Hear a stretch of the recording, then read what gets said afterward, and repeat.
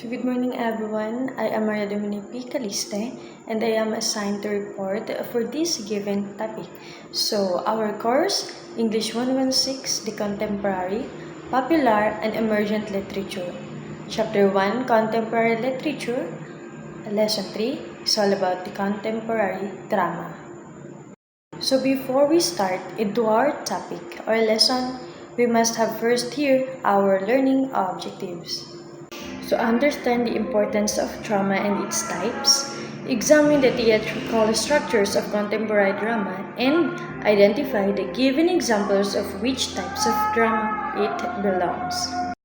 So when we say drama, it originates from the Greek word dran, means to do or to act, and also it is a mode of a fictional representation through dialogues and performance. So it is a story which it is performed on a stage and it was made up of dialogues and also in which characters are designed to be performed a story. So drama also is a composition in a verse or prose presenting a story in a pantomime or a dialogue. So it is primarily intended for performance that tells a story through actions and the dialogues of the characters. It often explores human emotions, conflicts, and relationships, aiming to engage and evoke emotional responses from an audience. So, in simple terms, a written work that tells a story through action and speech and is meant to be acted on stage is called drama.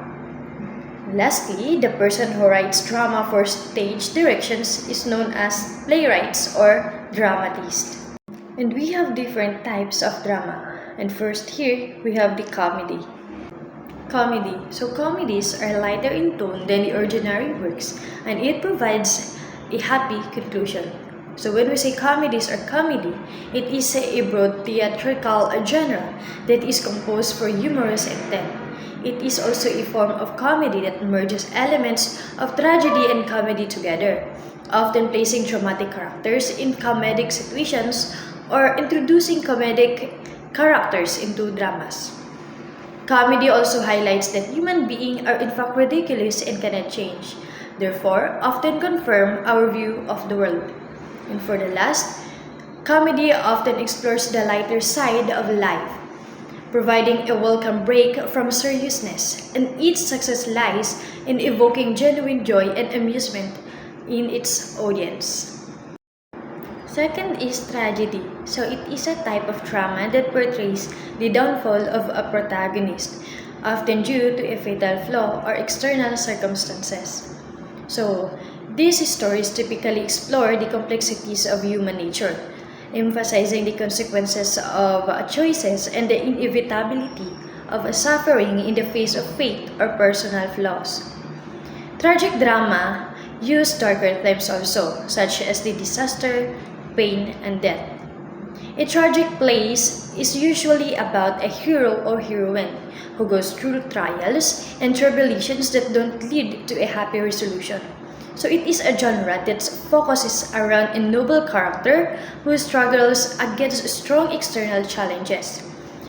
This character will usually suffer greatly and fail as a result of their own flaws. Third is farce. So it is a nonsensical genre of drama which often overreacts or engages slapstick humor.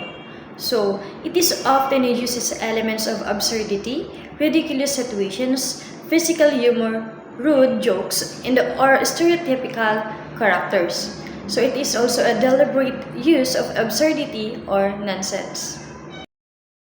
Fourth is melodrama. So it is a play or story in which there are a lot of exciting or sad events and in which people's emotions are very exaggerated. And it also emphasizes here the heightened emotions, exaggerated characters, and a clear distinction between good and evil. And it often relies on music to intensify emotions and includes sensational and suspenseful plot twists. It intended also to appeal to the emotions of the audience. And lastly is the musical drama. It is a form of theatrical performance that combines songs, spoken dialogue, acting, and dance. So It refers to a place in which characters engage in dialogue but also includes scenes in which the passion of the character is so great he expresses himself in a song. And now, let's have some examples out of these 5 types of drama. And first, we have here an example of a comedy. So, the drama entitled The Midsummer's Night Dream. So, it's all about the 4 Athenians run away to the forest only to have the Puck, the fairy, make both of the boys fall in love with the same girl. So, the 4 run through the forest pursuing each other while Puck helps his master play a trick on the fairy queen. Second example is about a tragedy. This drama entitled Romeo and Juliet. So it is a tragic love story where the 2 main characters, Romeo and Juliet, are supposed to be sworn enemies but fall in love. But due to their families' ongoing conflict, they cannot be together, so they kill themselves because they cannot cope up with being separated from one another. So the third example is Farce, the drama entitled The Taming of the Shrew. So it is all about Lucencio loves Bianca but cannot court her until her shrewish older sister marries. So the eccentric Petrosio marries the reluctant Caterina and uses a number of tactics to render her an obedient wife. So the fourth example is the melodrama. The drama entitled Uncle Tom's Cabin. So it is a story that tells Uncle Tom, an enslaved person, depicted as saintly and dignified, noble and steadfast in his beliefs. While being transported by boat to auction in New Orleans, he saves the life of little Eva, an angelic and forgiving young girl whose grateful father then purchased Tom. So the last example is the musical drama. The drama entitled The Phantom of the Opera. So it tells the tragic story of a beautiful soprano Christine who becomes the obsession of a mysterious but disfigured musical genius living in the subterranean labyrinth beneath the Paris Opera House. And that's the end of my lesson. And I have here some given activities for you to answer. Blessed morning. So this is the continuation of the discussion about contemporary literature. So now I am going to discuss the lesson 3, which is the contemporary drama. So here's our objectives for this discussion. At the end of the lessons, the students should be able to analyze the importance of drama and the corresponding types. Second, examine the theatrical structures of contemporary drama and identify the given examples of which types of drama it belongs. Now, let's proceed to the dramatic structures.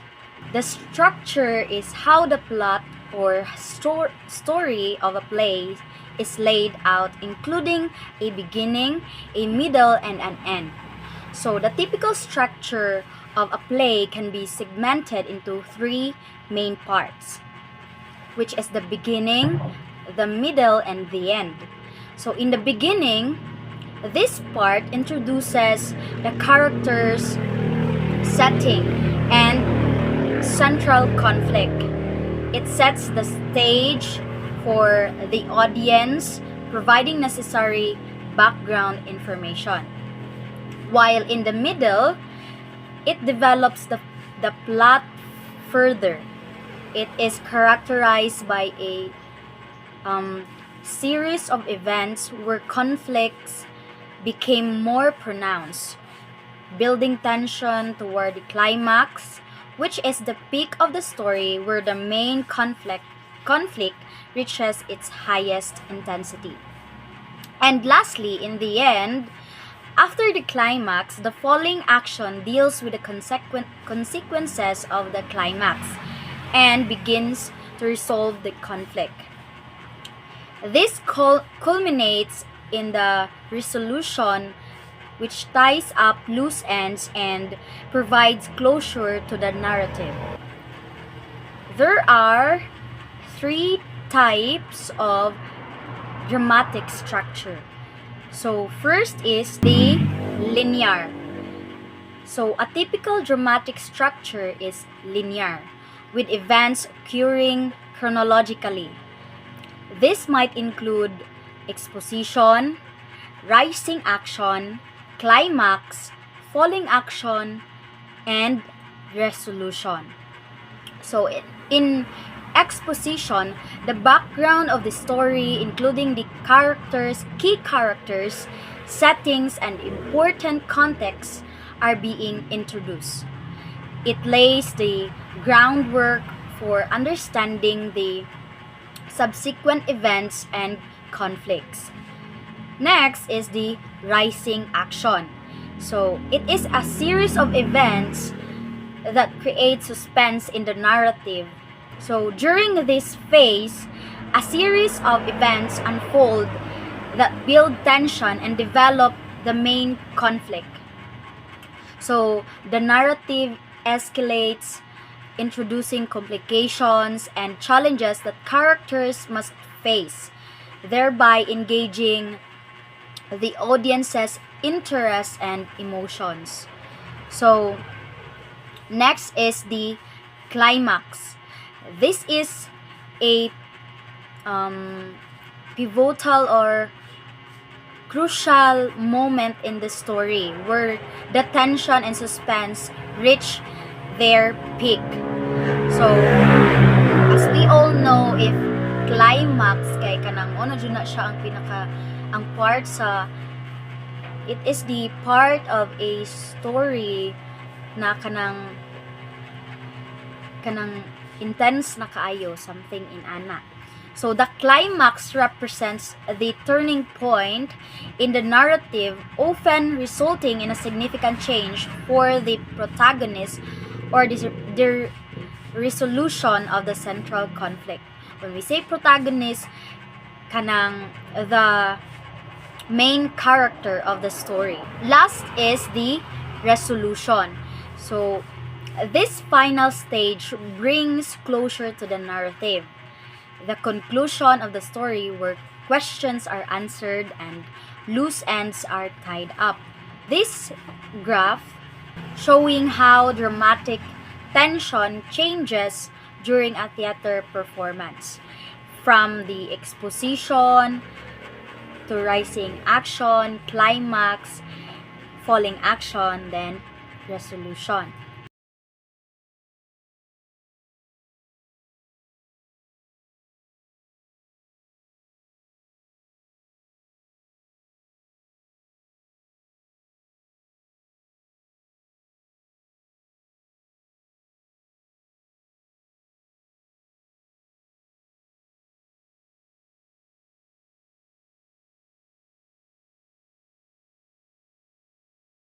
This outline is commonly known as five-act structure or the Freytag's pyramid, which illustrates the progression of a narrative through its various stages. Second is the non-linear. In contrast, this is a dramatic structure that does not adhere or follow a chronological sequence.